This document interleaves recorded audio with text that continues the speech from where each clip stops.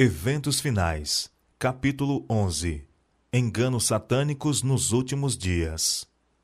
Sob o disfarce do cristianismo. Aproximamo-nos do fim da história terrestre, e Satanás está trabalhando como nunca antes. Ele está procurando atuar como dirigente do mundo cristão. Com uma intensidade que é incrível, está agindo com seus enganosos prodígios. Satanás é representado andando em derredor, como leão que ruge procurando alguém para devorar. Deseja envolver o mundo inteiro em sua confederação. Ocultando sua perversidade sob o disfarce do cristianismo, ele assume os atributos de um cristão e alega ser o próprio Cristo. A palavra de Deus declara que quando isso corresponder às intenções do inimigo, por meio de suas instrumentalidades, ele manifestará tão grande poder sob a aparência de cristianismo que, se possível fora, enganariam até os escolhidos. Como os espíritos professarão fé na Escritura Sagrada e demonstrarão respeito pelas instituições da Igreja, sua obra será aceita como manifestação do poder divino. O mais forte baluarte do vício em nosso mundo não é a vida iníqua do pecador declarado ou do degradado proscrito. É a vida que parece virtuosa, honrada e nobre, mas em que se alimenta um pecado ou se acaricia um vício. Gênio, talento, simpatia, mesmo ações generosas e benévolas podem assim tornar-se engodos de Satanás para levar almas ao precipício da ruína. Até mesmo na Igreja Adventista. Temos muito mais a temer de dentro do que de fora. Os obstáculos à força e ao êxito são muito maiores da parte da própria Igreja do que do mundo. Os incrédulos têm direito de esperar que os que professam observar os mandamentos de Deus e ter a fé de Jesus façam muito mais que qualquer outra classe para promover e honrar, mediante sua vida coerente, seu exemplo piedoso, sua influência ativa, a causa que representam. Mas quantas vezes se tem os professos defensores da verdade demonstrado maior entrave ao seu progresso? A incredulidade com que se contemporiza, as dúvidas expressas, as sombras acariciadas animam a presença dos anjos maus e abrem o caminho para a execução dos ardis de Satanás. Espíritos de mentira contradizem as Escrituras. Os santos precisam alcançar completa compreensão da verdade presente, a qual serão obrigados a sustentar pelas Escrituras. Precisam compreender o estado dos mortos, pois os espíritos de demônios lhes aparecerão, pretendendo ser amigos e parentes amados, os quais lhes declararão que o sábado foi mudado, bem como outras doutrinas não escriturísticas. Os apóstolos, conforme personificam esses espíritos de mentira, são apresentados contradizendo o que escreveram sob a inspiração do Espírito Santo quando estavam na terra. Negam a origem divina da Escritura Sagrada. Mediante os dois grandes erros, a imortalidade da alma e a santidade do domingo, Satanás há de enheredar o povo em suas malhas. Enquanto o primeiro lança o fundamento do Espiritismo, o último cria um laço de simpatia com Roma. Levantar-se-ão pessoas pretendendo ser o próprio Cristo e reclamando o título e culto que pertencem ao Redentor do mundo. Efetuarão maravilhosos prodígios de cura, afirmando terem recebido do céu revelações que contradizem o testemunho das Escrituras. Mas o povo de Deus não será desencaminhado. Os ensinos deste falso Cristo não estão de acordo com as Escrituras. Sua bênção é pronunciada sobre os adoradores da besta e de sua imagem, a mesma classe sobre a qual a Bíblia declara que a ira de Deus sem mistura será derramada. Falsos reavivamentos. Vi que Deus tem filhos honestos entre os adventistas nominais e as igrejas caídas. E antes que as pragas sejam derramadas, ministros e povo serão chamados a sair dessas igrejas e alegremente receberão a verdade. Satanás sabe disso. E antes que o alto clamor da terceira mensagem angélica seja ouvido, ele suscitará um excitamento nessas corporações religiosas, a fim de que os que rejeitaram a verdade pensam que Deus está com eles. Antes de os juízos finais de Deus caírem sobre a terra, haverá entre o povo do Senhor tal avivamento da primitiva piedade como não fora testemunhado desde os tempos apostólicos.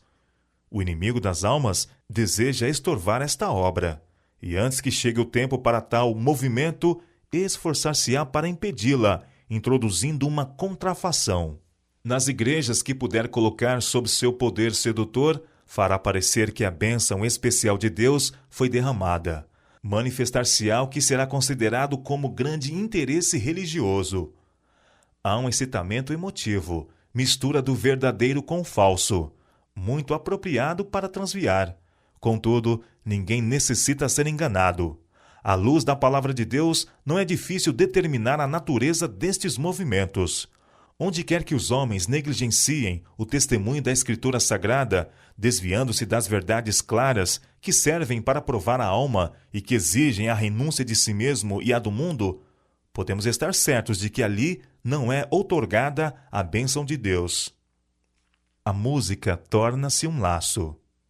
As coisas que descrevestes como tendo lugar em Indiana, o Senhor revelou-me que haviam de ter lugar imediatamente antes da terminação da graça. Demonstrar-se-á tudo quanto é estranho. Haverá gritos com tambores, música e dança. Os sentidos dos seres racionais ficarão tão confundidos que não se pode confiar neles quanto a decisões retas. Uma balbúrdia de barulho choca os sentidos e perverte aquilo que, se devidamente dirigido, seria uma bênção. As forças das instrumentalidades satânicas misturar-se-ão com alarido e barulho para ter um carnaval, e isto é chamado de operação do Espírito Santo. Essas coisas que aconteceram no passado hão de ocorrer no futuro. Satanás fará da música um laço pela maneira por que é dirigida. Não demos lugar a essas estranhas tensões mentais, que afastam, na verdade, a mente das profundas atuações do Espírito Santo. A obra de Deus sempre se caracteriza pela calma e a dignidade. O falso falar em línguas. O fanatismo, a falsa excitação, o falso falar línguas e os cultos ruidosos têm sido considerados dons postos na Igreja por Deus. Alguns têm sido iludidos a esse respeito. Os frutos de tudo isto não têm sido bons. Pelos seus frutos os conhecereis. O fanatismo e o ruído têm sido considerados indícios especiais de fé. Algumas pessoas não se satisfazem com uma reunião, a menos que experimentem momentos de poder e de gozo. Esforçam-se por isto e chegam a uma excitação dos sentimentos. A influência dessas reuniões, porém, não é benéfica. Ao passar o feliz arroubo do sentimento, essas pessoas imergem mais fundo que antes da reunião, pois sua satisfação não proveio da devida fonte. As mais proveitosas reuniões para o bem espiritual são as que se caracterizam pela solenidade e o profundo exame do coração, cada um procurando conhecer-se a si mesmo e, com sinceridade e profunda humildade, buscando aprender de Cristo. Anjos maus aparecem como seres humanos. Satanás usará toda oportunidade para seduzir os homens e desviá-los de sua lealdade a Deus.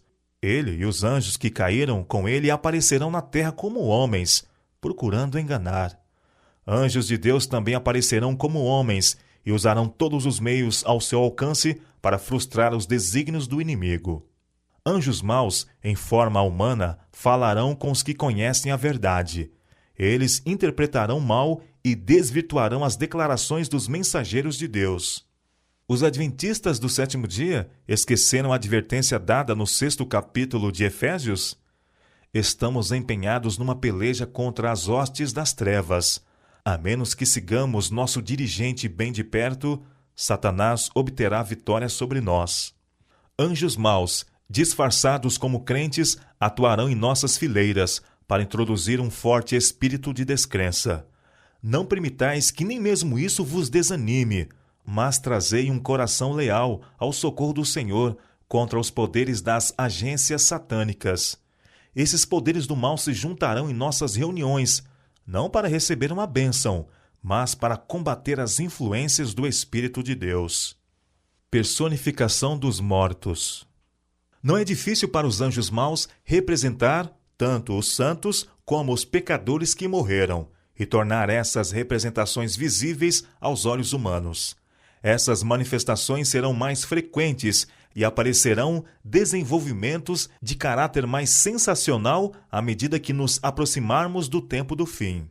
É o mais fascinante e bem-sucedido embuste de Satanás, com a intenção de atrair as simpatias daqueles que depositaram seus entes queridos na sepultura.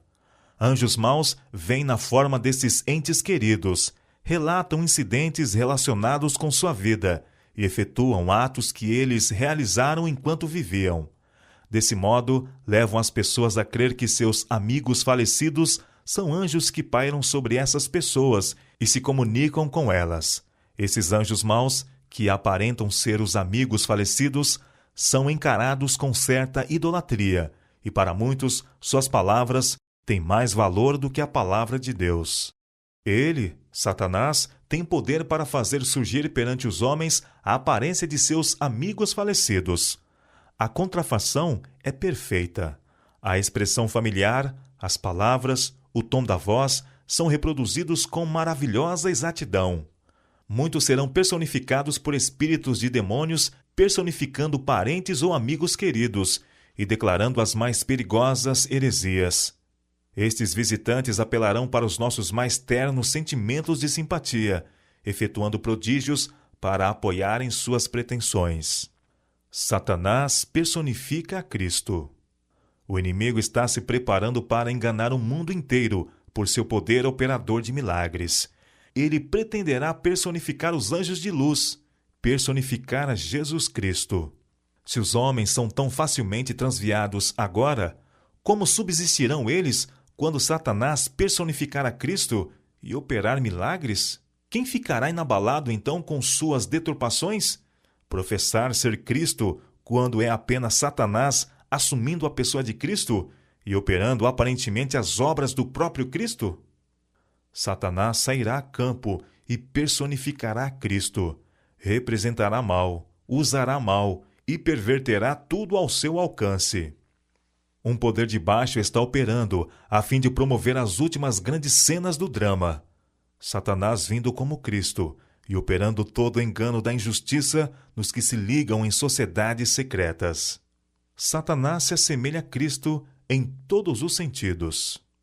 Há, porém, um limite do qual Satanás não pode ir, e aí ele chama em seu auxílio o engano, e falsifica a obra que não tem realmente o poder de efetuar. Nos últimos dias, ele se apresentará de tal maneira que faça os homens crerem que ele é Cristo, vindo pela segunda vez ao mundo. Ele se transformará, na verdade, em anjo de luz, mas, ao passo que ostentará em todos os sentidos a aparência de Cristo, até onde possa chegar a simples aparência, isto não enganará ninguém, senão os que, como Faraó, estão procurando resistir à verdade. Como ato culminante no grande drama do engano, o próprio Satanás personificará Cristo. A Igreja tem há muito tempo professado considerar o advento do Salvador como a realização de suas esperanças. Assim, o grande enganador fará parecer que Cristo veio. Em várias partes da terra, Satanás se manifestará entre os homens como um ser majestoso, com brilho deslumbrante, assemelhando-se à descrição do Filho de Deus dada por São João no Apocalipse. A glória que o cerca não é excedida por coisa alguma que os olhos mortais já tenham contemplado. Ressoa nos ares a aclamação de triunfo. Cristo veio! Cristo veio! O povo se prostra em adoração diante dele, enquanto este ergue as mãos e sobre eles pronuncia uma bênção, assim como Cristo abençoava seus discípulos quando aqui na terra esteve. Sua voz é meiga e branda, cheia de melodia. Em tom manso e compassivo, apresenta algumas das mesmas verdades celestiais e cheias de graça que o Salvador preferia.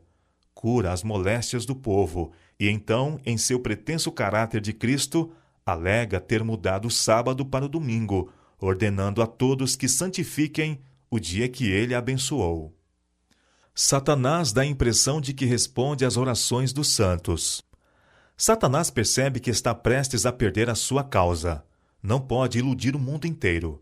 Ele faz um último e desesperado esforço para vencer os fiéis pelo engano. Efetua isso personificando a Cristo.